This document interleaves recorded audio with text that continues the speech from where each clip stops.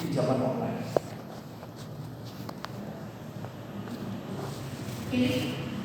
Ini Muslim, Pak. Dan Indonesia itu dikirim ya, di apa istilahnya, di impor, mengimpor, tapi diekspor dari Cina. Ini saya katakan diekspor dari Cina per tahun itu ratusan ton sabu-sabu per tahun. Warganya 85% penduduk Indonesia isi. Tetapi ratusan ton sabu-sabu masuk per tahun dari Indonesia dan Cina. Yang lebih kaget lagi di Cina, ya, per 100 kilo itu hanya dijual itu mungkin kisaran 400 juta. Tapi di Indonesia nilai MD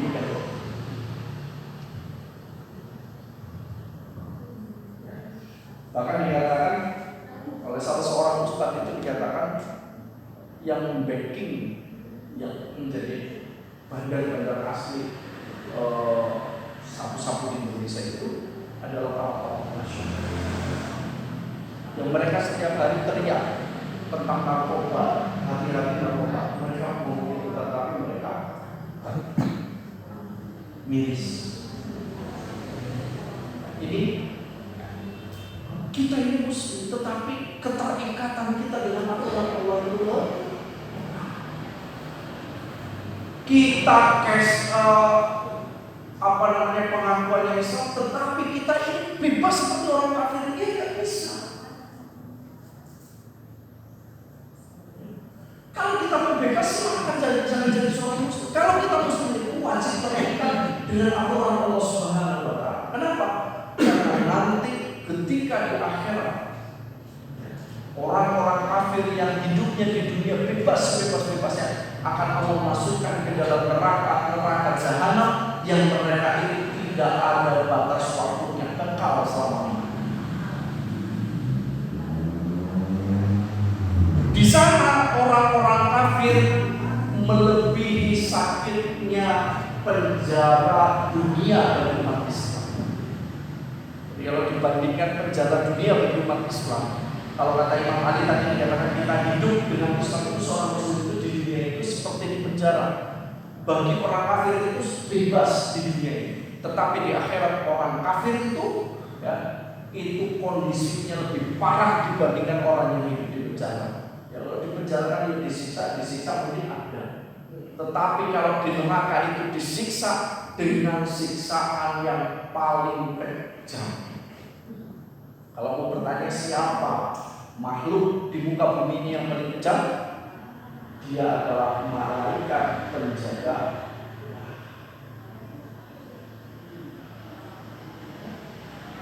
Jadi sekejam-kejamnya manusia di dunia, tidak ada yang lebih kejam dibandingkan malaikat penjaga neraka. Kenapa? Nanti orang-orang kafir itu meminta kepada Allah, kepada malaikat, kepada Allah Subhanahu wa Ta'ala, meminta, ya Allah, ya, kembalikan kami di dunia, kembalikan kami ke dunia ya Allah. Kami akan beriman dan berbuat baik walau hanya sebentar ya Allah. Gak bisa, sudah tidak ada waktu. Nikmati saja siksaan. Kalau begitu ya Allah, ya, ringankan siksaan kami ya Allah. Enggak bisa.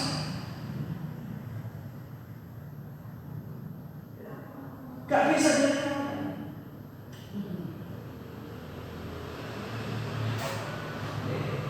Kalau enggak bisa diringankan, kira-kira minta apa? Ya Allah, matikan saja saya ya Allah. Saya udah enggak kuat disiksa ya Allah. Orang bisa minta diampuni tidak bisa, minta diringankan tidak bisa, bahkan minta mati sekalipun biar berhenti sisanya nggak bisa. Jadi mereka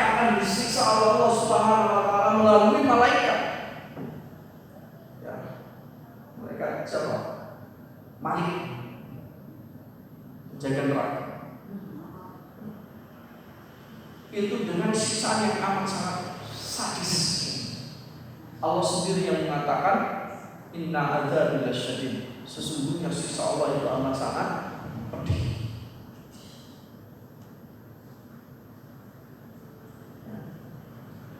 Tidak bisa. Bagi orang kafir, maka kehidupan akhirat itu melebihi rumitnya dibandingkan penjara kehidupan dunia bagi umat Islam.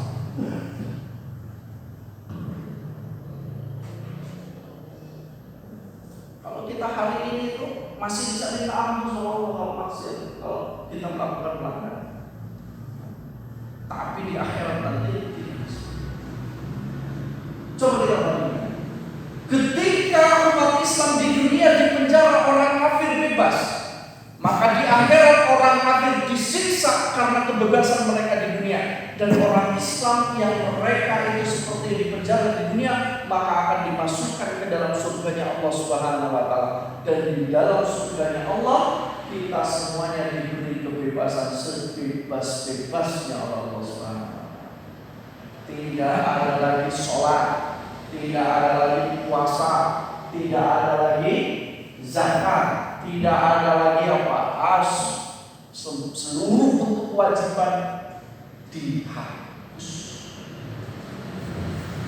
Panjenengan di surga ngapain? Senang-senang. Karena di dunia dulu tidak senang-senang, akhirnya kita senang-senang di surga. Kalau berikan kebebasan mau panjenengan mau senang-senang model apa?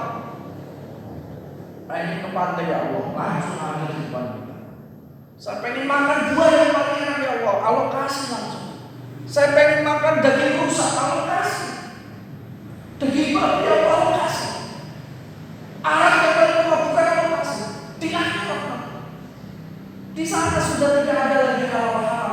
Semuanya Allah berikan untuk orang-orang yang beriman di dunia, yang mereka ketika hidup di dunia itu merasa terpenjara dengan aturan Allah Subhanahu wa Ta'ala.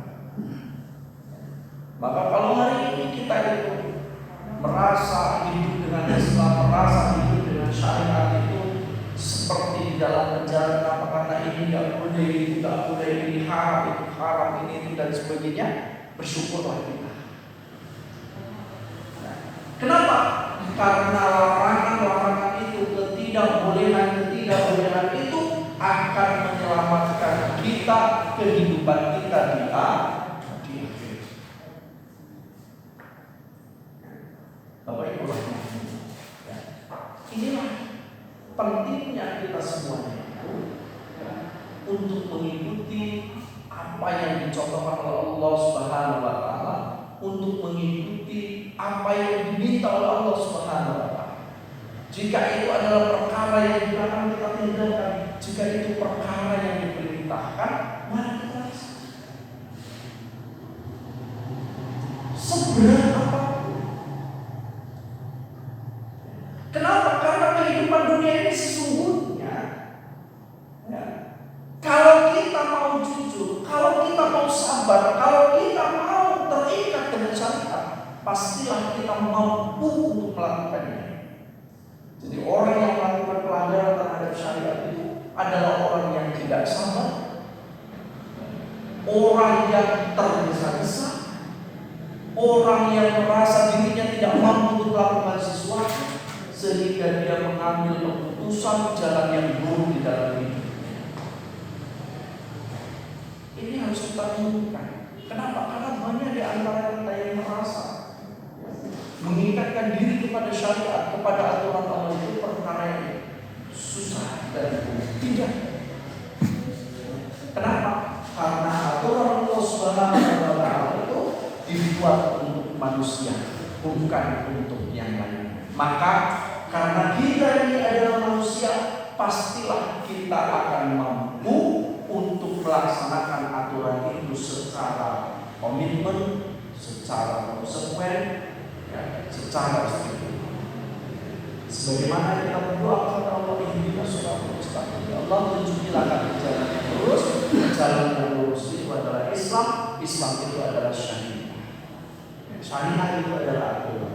Maka dari itu kita di dalam kehidupan dunia ini, ya mau tidak mau itu harus mau diatur oleh aturan Allah Subhanahu wa Ta'ala. Kenapa?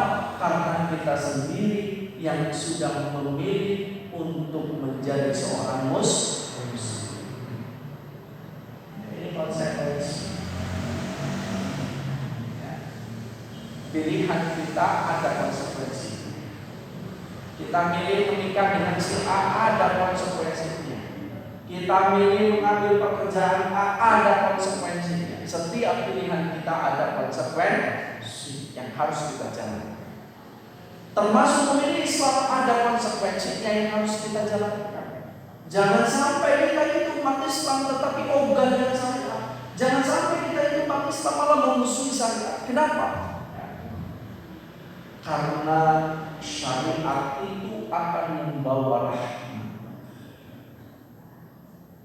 Wa ma arsalnaka illa rahmatan lil alamin. Dan tidaklah kami mengutus engkau Muhammad kecuali untuk menjadi rahmat bagi seluruh alam. Rahmat itu apa? Rahmat itu jalbul masalih wa darul mafasid. Jalbul masalih itu artinya apa? Terbukanya pintu kebaikan, wa darul mafasid, dan tertutupnya pintu keburukan. Jadi kalau kita mau ngecek, Pak, jadi secara pribadi kita bisa ngecek, ya Allah, saya ini orang yang dapat rahmat atau tidak dari Allah, atau aku malah saya kasih laknat ya Allah. Bagaimana cara ngecek? Mudah saja. Ketika kita mudah melakukan kebaikan-kebaikan dan sulit untuk melakukan keburukan-keburukan, itulah rahmat. Tetapi ketika kita lebih mudah melakukan keburukan dibandingkan melakukan kebaikan, itulah rahmat. Mari kita cek. Kita kalau mau ngaji itu mudah semangat atau malas ogah-ogah.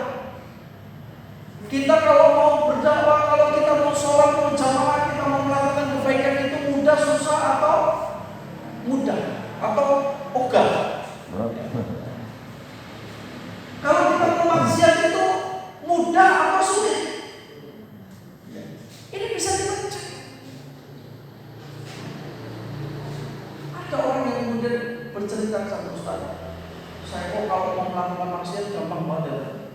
Kalau mau melakukan kebaikan itu aneh, rasanya abot.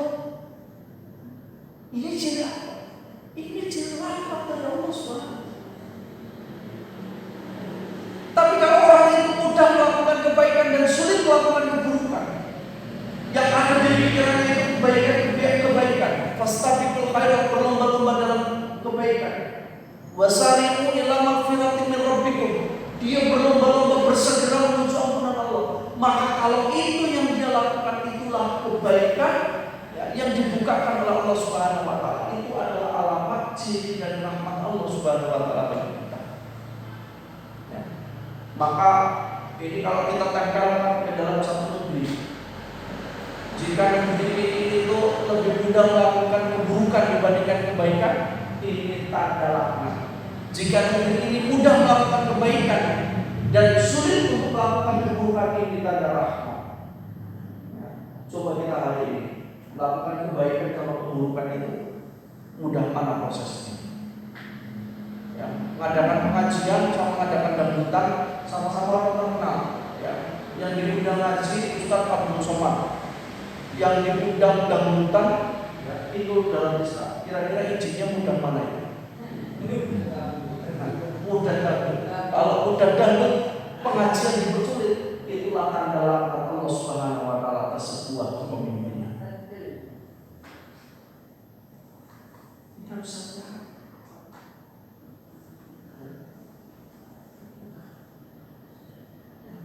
Ini sampai ke sini Pak. Baru majikan lihat ya, 17 Agustus istana itu berpesta pora, nyanyi, mengundang artis, judul lagunya adalah Rukan.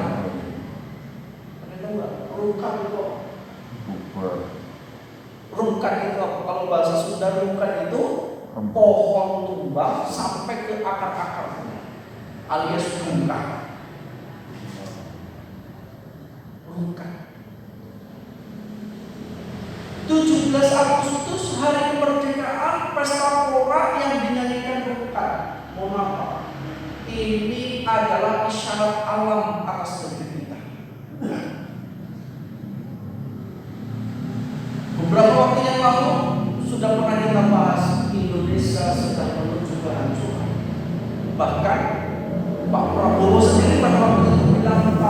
2030 Indonesia bisa menjadi tidak.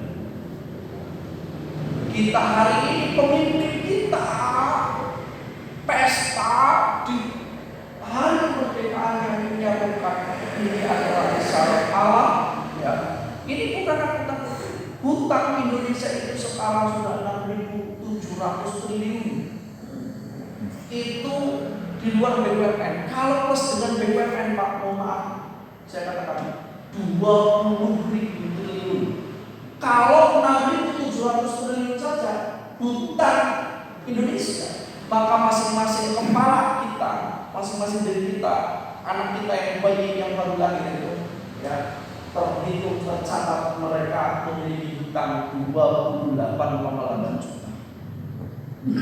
Kalau 6.700, kalau 20 maka dikalikan 3, kurang lebih hutangnya ya sekitar 80 juta.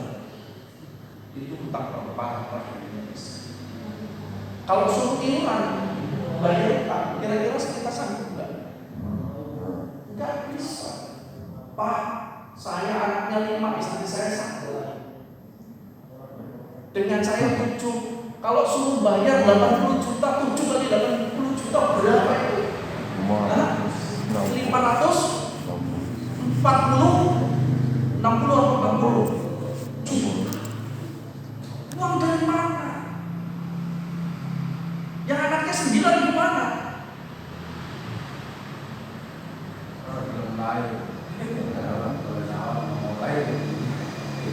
Saya waktu itu cerita, harusnya jadi presiden itu kayak Pak RT. Kalau uang itu tanggung jawab sebelum lengser. Jadi presiden utang rambut orang ngurus urusan presiden berikutnya. Rukan. Beresan, burung beresan. Itu judi online tadi sudah seperti itu. Nomor 1 di dunia ini kan alamat kehancuran kita. Karena kita itu muslim, Pak. Muslim tapi maksiatnya luar biasa. Apa nggak marah itu Allah?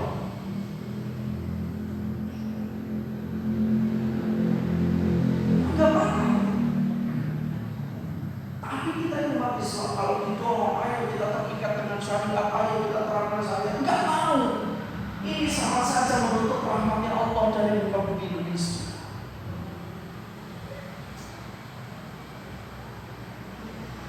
Kita umat Islam ya harus bersemangat menyeru panggilan Allah Subhanahu wa Ta'ala. Jangan malas kan? Ya. Jadi ya, nah insya Allah kita tetap punya harapan baik. Kenapa? Karena Allah menjanjikan kepada kita bahwa umat Islam akan berkuasa. Ya. Kita punya harapan. Jangan putus harapan walaupun negeri ini sudah membutuhkan itu. Kita tetap yakin Allah Subhanahu wa Ta'ala ya akan mengembalikan kejayaan kepada kita. Syaratnya apa? Syaratnya kita umat Islam itu mau beriman dengan sungguh-sungguh kepada Allah Subhanahu wa Ta'ala, mau terikat dengan aturan Allah Subhanahu wa Ta'ala, mau menjalankan aturan Allah Subhanahu wa Ta'ala. Bapak Ibu Allah, masih ada waktu 15 menit. Kalau ada yang mau bertanya, kami bersemangat. Kalau saya tadi monggo. Ada silakan.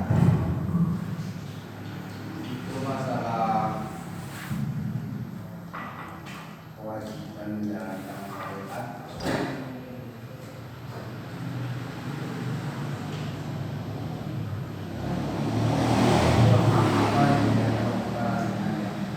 apa kewajiban yang menjalankan syariat secara pemerintahan, secara Hak atau kewajiban? ya,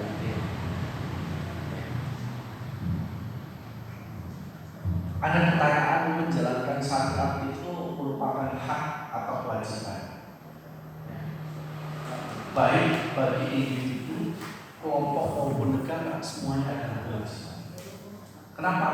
Malam yahkum bima anzalallah faulaika humul kafirun. Jadi barang siapa yang tidak mau berhukum dengan hukum Allah, dengan apa yang diturunkan oleh Allah Subhanahu wa taala, maka dia berkata jadi orang kafir.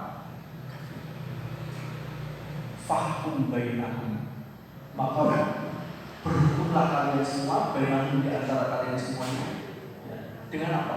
Dengan hukum yang diturunkan oleh Allah Subhanahu wa taala. Ini perintah. Jadi sebenarnya kalau ditanya apakah penguasa ini harus memilih, sebenarnya bukan pilihan, tetapi ini adalah sebuah kewajiban. Tapi kalau seandainya mereka mempertimbangkan apa betul ini kewajiban, oke ini kewajiban, tetapi secara logika apakah betul syariat ini akan membawa rahmat? Itu janji Allah SWT. Mungkin orang bertanya, kalau menjalankan syariat itu apa akan membawa kebaikan? Iya, bagi seluruh bahkan Allah katakan walau anna ahlal qura amanu wattaqau la fatahna alaihim barakatin minas samai wal ardh.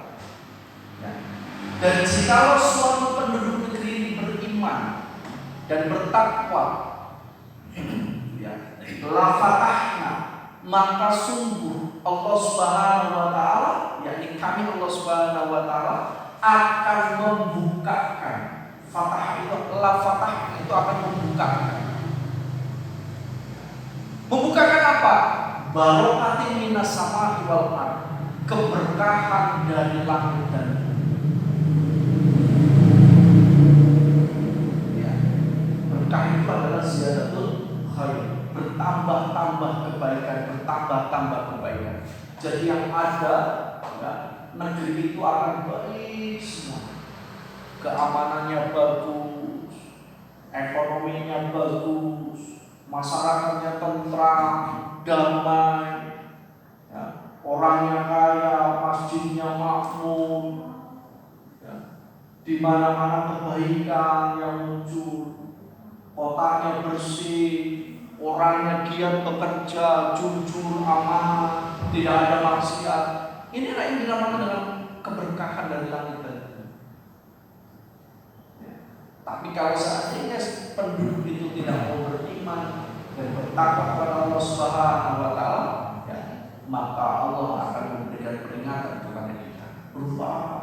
Karena setiap kemaksiatan itu merupakan fasad, kerusakan. Dan setiap kemaksiatan itu dosa, setiap dosa itu akan menimbulkan kerusakan. Maka wajar kalau hari ini kehidupan kita makin rusak. Semua ini hampir rusak. Kenapa?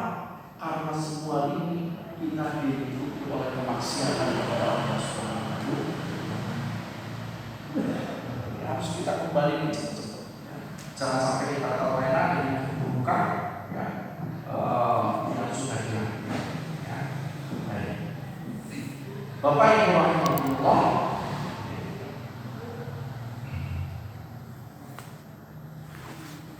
ini sekali lagi pilihan, ya, bagi kita karena kita menjadi seorang muslim, maka, ya, ada kewajiban kita itu untuk terikat dengan aturan Allah Subhanahu. Kenapa tidak apa-apa kita hidup di dunia seperti di penjara, tetapi nanti kita di akhirat itu akan diberikan kebebasan, akan diberikan kesenangan oleh Allah Subhanahu wa taala. Dibandingkan orang kafir, mereka hidup di dunia bebas, tetapi mereka di akhirat itu akan disiksa oleh Allah Subhanahu wa taala. Hidup dunia itu nggak lama. Siapa di sini yang paling sepuh? Usia paling 70 tahun mengenal. Ya, kita itu manusia itu, ya, yang namanya dikejar oleh kematian itu 99 pintu. Kalau semua 99 pintu kematian itu lolos dari kita, ada satu pintu yang tidak akan lolos. Apa? Tua. Jadi kalau orang itu nggak mati muda, pasti tua itu pasti mati. Nggak ada orang tua itu nanti yang nggak mati. sampai Tuhan itu berarti kita telah melewati 99 pintu. Pintu kematian. Ya, kecelakaan masih hidup, ya, lawan kacang, ya, gelogokan masih hidup, tenggelam masih hidup, ya, terancam dibunuh masih hidup, semua. Ya, kesetrum masih hidup. Kan saya pernah ini kesetrum itu rasanya udah selesai. Tapi waktunya belum mati ya nggak mati. Ya. Tetapi setiap orang itu tidak akan pernah lolos ya, kematian darinya dengan usia tua. Ya. Maka dikatakan bagi yang tua itu pasti akan mati. 70 tahun, 80 tahun itu sudah lama-lamanya seperti itu. Nah kehidupan akhirat itu satu hari itu 50.000 tahun.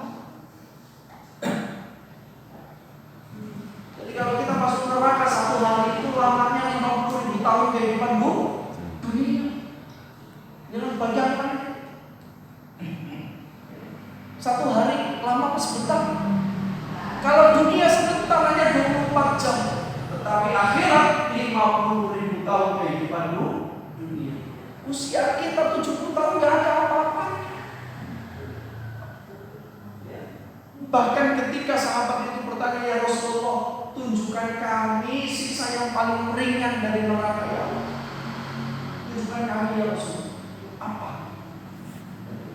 Maka Rasul sampaikan, neraka paling ringan, sisa neraka paling ringan itu adalah sisa yang Allah berikan kepada pamanku Abu Thalib. Ketika kakinya menginjak bara api, ubun-ubunnya, injak kakinya bara, panasnya menjulur sampai ke atas, terus naik sampai kemudian ubun-ubunnya itu mendidih. Itulah siksa neraka paling ringan. Itu paling ringan. Kembali itu paling ringannya aja seperti itu. Gak usah hanya yang berat, Pak. Malah saya tadi katakan, yang namanya malaikat Malik itu kejam-kejamnya.